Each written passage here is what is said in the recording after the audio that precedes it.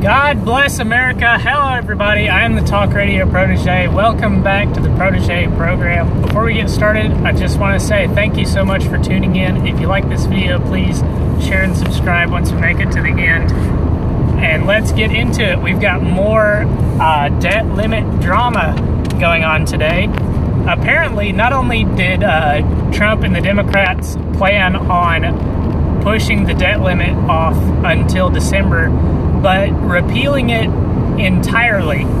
And the default conservative position on the debt ceiling is that we don't need to extend it. We don't need to increase it.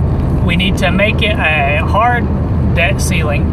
However, this time around, I think I might happen to agree with repealing the debt ceiling entirely. Now, before you start hammering away on your keyboards, hear me out. The debt ceiling in its current iteration is a suggestion. It's been a suggestion since 2009 when Obama passed his Porculus bill all the way back when. Ever since that day, it's been a suggestion.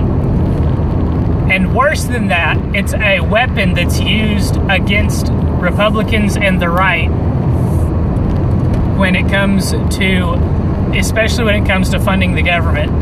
When the debt limit comes up, the left gets to say, we want to extend the debt limit and fund the government and give you all your benefits, and the Republicans don't want to.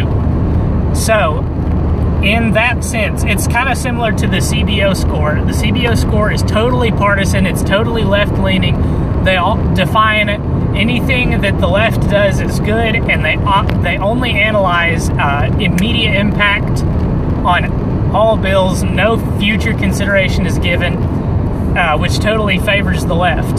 So CBO scores need to go for the same reasons, because the debt limit is a weapon used against the right, against conservatives. It kind of needs to go. It's not even a debt limit, it's a suggestion. Along similar lines, Pat Buchanan, who I've always thought of as a small government outsider, is apparently face value started shilling for concentrated government power. Now, it's very out of character for a guy like Buchanan, so I could be reading it wrong, but he does, he does suggest somewhere in here that maybe Congress is not compatible with the 21st century. There it is, that paragraph right in the middle of the page. He points out that Congress has ceded a lot of its power. Congress really is just a slow executive branch at this point in our history, and the usual conservative stance on Congress is that it needs to take back more of its power. Congress is currently not operating very well as a separate branch of the government.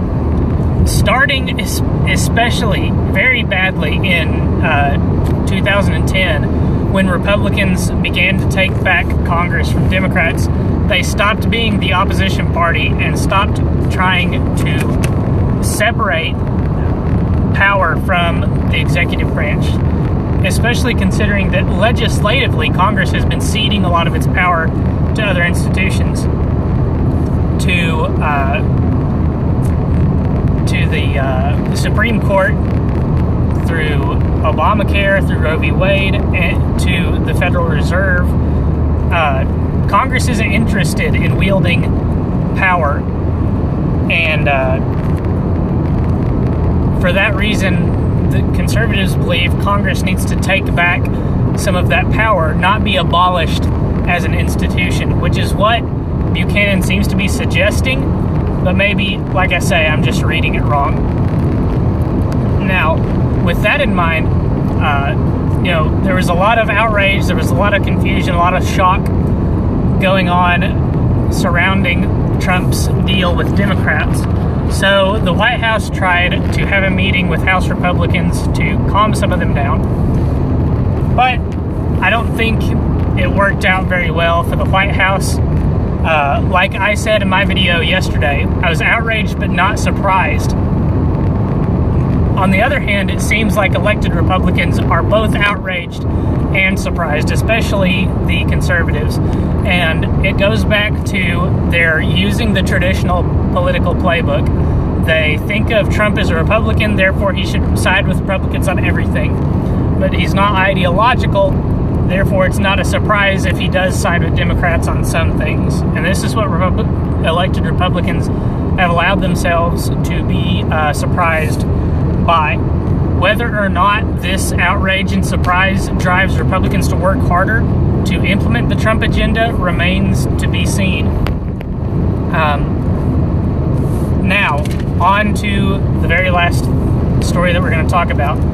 I think Laura Ingraham is right when she says Republicans are finished if they don't get tax reform done. Now, tax reform is one of Trump's policy items that he shares with Republicans. There were a lot of his policy items he didn't share. Immigration and trade are two of them. Tax reform and Obamacare are two that were shared with Republicans. So Republicans are down in the count when it comes to pleasing their base. They really failed at pleasing the base when it came to backing Trump as the presidential nominee. That was strike one. Strike two is when they failed to deliver on Obamacare. Strike three that will send them packing, I think, is going to be tax reform. It's a Republican policy item that we need to reform the tax code. I don't think there's a big enough block of voters that typically vote Republican that will vote Democrat in order to see the establishment Republicans out.